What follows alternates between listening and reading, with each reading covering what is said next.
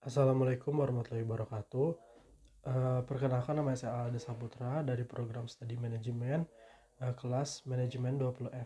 Di sini saya akan sedikit menjelaskan materi pada bab 4 ini atau sesi 4 tentang return dan resiko aktiva tunggal.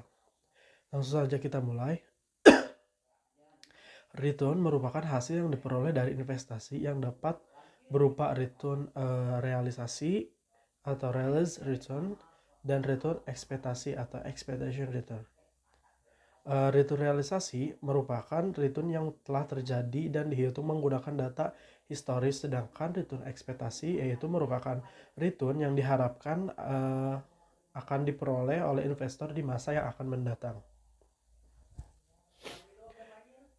Di sini juga ada terdapat pengukuran return realisasi return total. Return total merupakan return keseluruhan dari suatu investasi dalam suatu periode tertentu yang terdiri dari capital gain, loss, yield, dan yield. Di mana capital gain merupakan selisih untung rugi dari harga si investasi tersebut yang sekarang relatif dengan harga periode yang lalu. Nah, sedangkan di sini yield itu merupakan persentase penerimaan kas periodik terhadap harga investasi periode tertentu dari suatu investasi.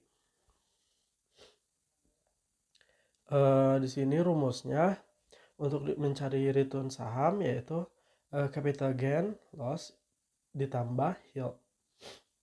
Return relatif dapat bernilai negatif dan juga positif, di mana pada perhitungan rata-rata geometrik dibutuhkan suatu nilai yang positif, maka digunakan return relatif atau relative return, yaitu dengan menambahkan nilai suatu terhadap nilai return sebagai berikut. Return relatif yaitu return total ditambah 1. Di sini ada cumulative return, di mana untuk mengetahui total kemakmuran, indeks kemakmuran kumulatif yang dapat mengukur akumulasi semua return mulai dari kemakmuran awal dapat digunakan. Rumusnya seperti ini. Selanjutnya ada return disesuaikan, di mana nominal perlu disesuaikan dengan tingkat inflasi yang ada. Return ini biasanya disebut return real atau real return atau return yang disesuaikan dengan inflasi. Selain itu, diversifikasi internasional semakin dibicarakan karena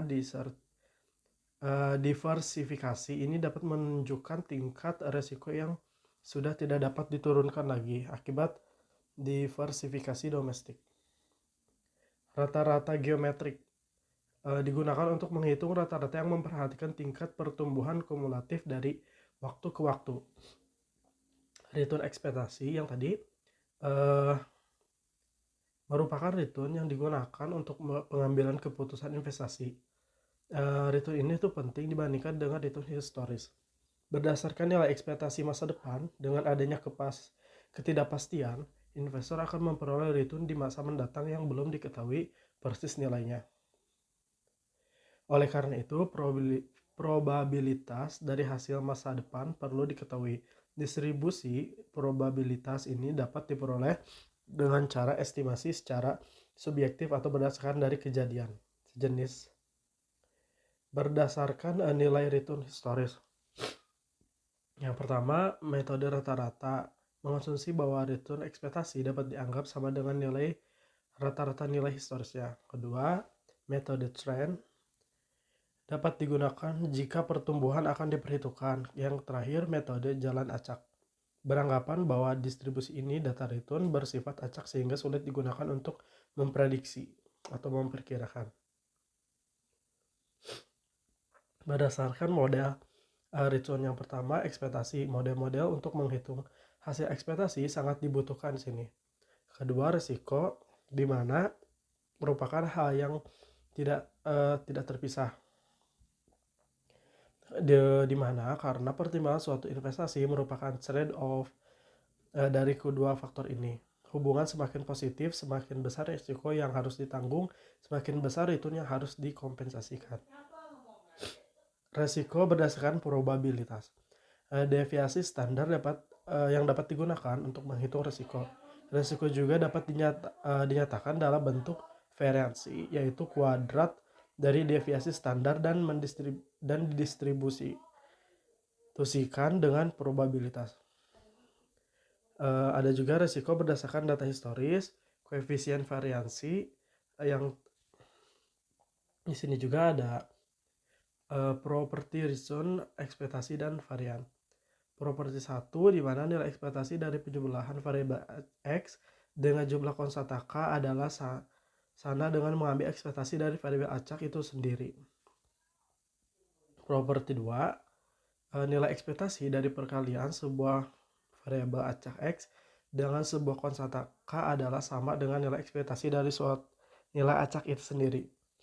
Di sini juga ada yang ketiga, properti, dan yang terakhir yang keempat. Mungkin itu ada juga hubungan antara return dan ekspektasi dengan risiko. Return ekspektasi dan risiko memiliki hubungan yang positif. Semakin besar risiko sekuritas, semakin besar return yang diharapkan. Untuk return realisasi, hubungan positif tidak dapat terjadi. Maka jika investor menginginkan return yang lebih tinggi, maka ia harus menanggung risiko yang tinggi pula. Seperti itu. Mungkin penjelasannya cukup sekian. Terima kasih. Wassalamualaikum warahmatullahi wabarakatuh.